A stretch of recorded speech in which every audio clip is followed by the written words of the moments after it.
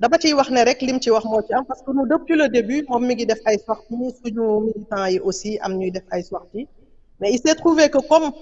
pandémie bi aucun politicien ne pouvait parler parce que boo waxee ñu ni politique la moi je me dis que même c'était benn astuce boo xam ni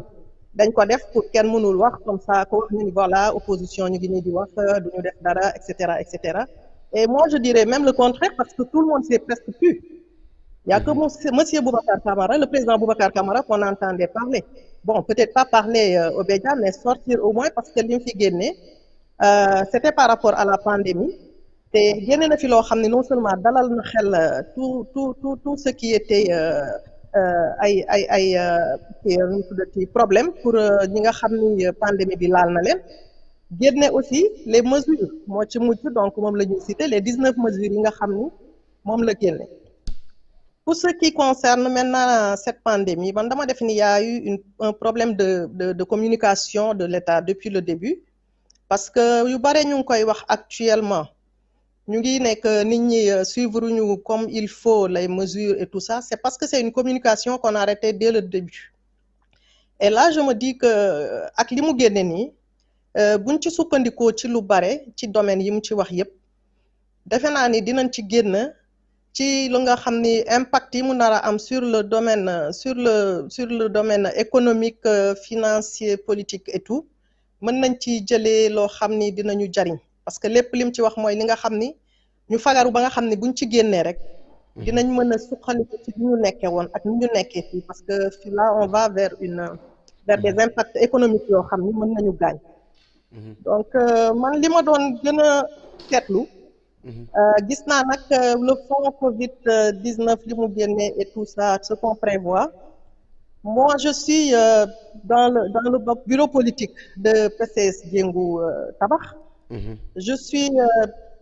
secrétaire national chargé de l'autonomisation des femmes et des jeunes filles et donc je me suis accrochée au volet femmes je me suis dit gisuma fenn foo xam ni insister nañ sur le volet femmes alors que quand on dit que aujourd'hui les femmes occupent une partie très importante, je dirais même la plus importante du marché informel, gisuma ñi nga xam ni ils sont pas recensés dans les statistiques et les enquêtes te nekk di nekk ay femmes yoo xam ni elles sont dans le commerce. Dans quelle mesure on peut les intégrer? Ça, c'est la question qui vient. Dans quelle mesure on peut les intégrer en disant que dinañ am lii ak lii, quelle politique, quelle stratégie politique et économique pourrait leur permettre de s'intégrer dans le marché à l'avenir? Bon, autre chose, c'est le domaine toujours professionnel, j'y reviens parce que je suis spécialisée en ressources humaines aussi. Donc, entreprises, je pense que là, ils sont à genoux actuellement. Et comment on peut faire, parce que d'habitude on met des mesures, mais comment on peut les appuyer pour nga xam ne mesures yooyu ñu def yëpp à l'avenir bu lii passé dinañ mën a réorganiser wu de telle sorte que kenn ñaanul yàlla pandémie bi amaat mais dina am beneen defaruwaat bu ñu defaru ba tooge ko ba nga xam ni yàlla tere bu dara ñëwee dootu leen bett nan la ñu war a doxalee ak état bi nan la ñu war a doxalee ak seen ay employés nan la ñu war a doxalee ak leneen ba nga xam ni bu ëllëgee lu ñëw dinañ ko mën a gérer au lieu d'attendre que un problème se pose que situation bi nekk nii bett ñu entreprise yi ñu leen di jéem a tegal ay situation yoo xam ni mën na leen porter préjudice comme mën na porter préjudice leurs salariés. Aujourd'hui on voit que metti na trop parce que on vit une situation très difficile ci ñiy liggéey ñi liggéeyul waxaale wuñ leen mais ñi liggéey même am salaire aujourd'hui ils sont très fatigués donc bëggoon naa yooyu yëpp mu gën ko leeral. Oui madame yan question ngay laaj monsieur Boubacar Camara. Question bi c'est ce que je viens de dire concernant les femmes quelle est la stratégie qui nous permettra de les intégrer.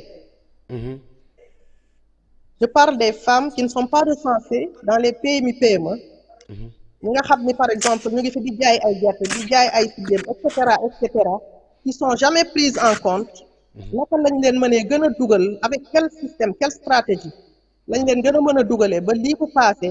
ñu xam loo xam ni beneen yoon dinañ leen mën a prendre en compte La deuxième c'est au niveau des entreprises. Quelles sont les mesures yoo xam ni war nañ ko teg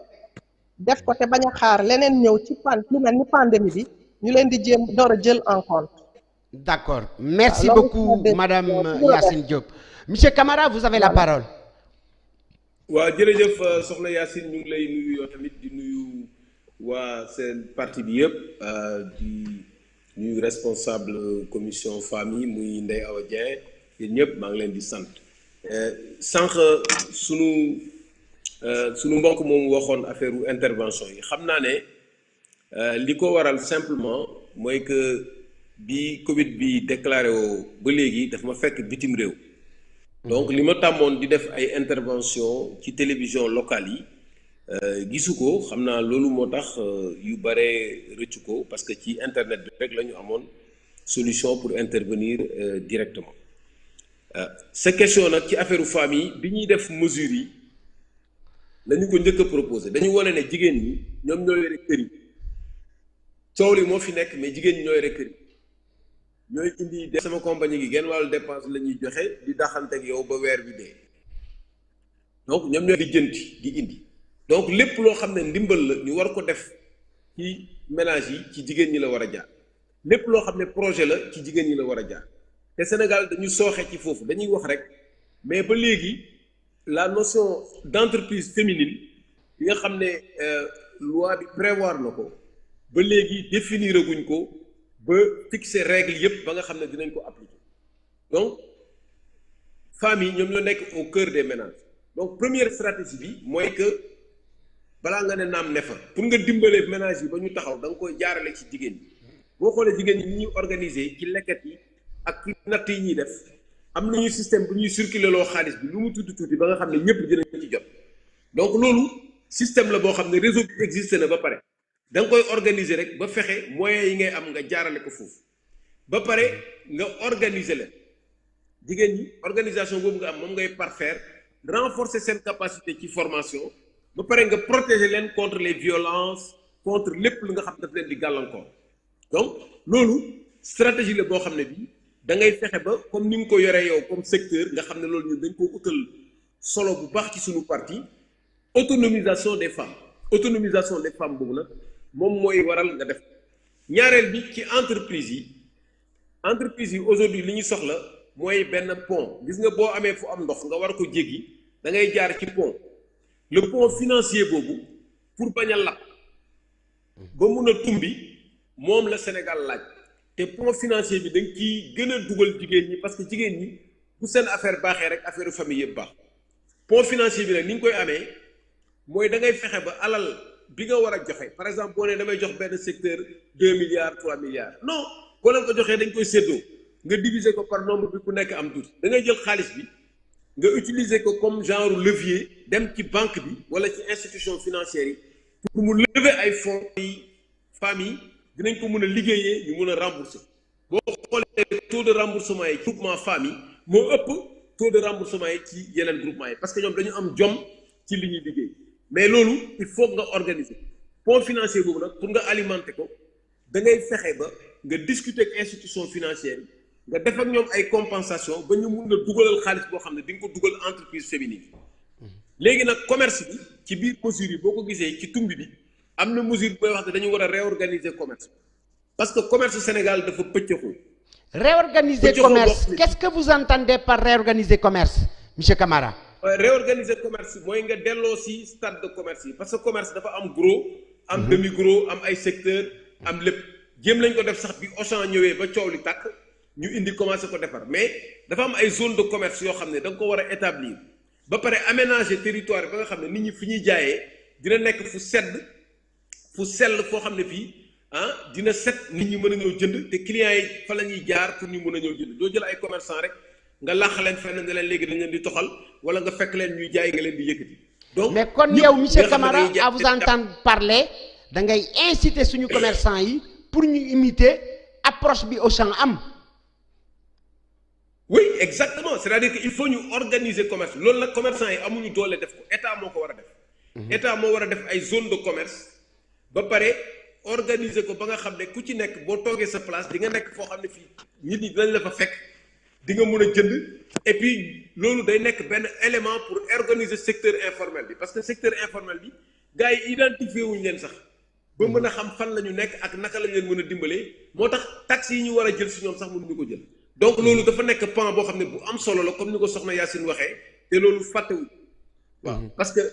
commerce bi ñu Sénégal fi ñu toll secteur yëpp a ndërmeelu secteur yëpp dañu nekk à genoux waaw te donc pour éviter mu gën a suuf il faut ñu jël mesures yoo xam ne c'est des mesures radicales jërëjëf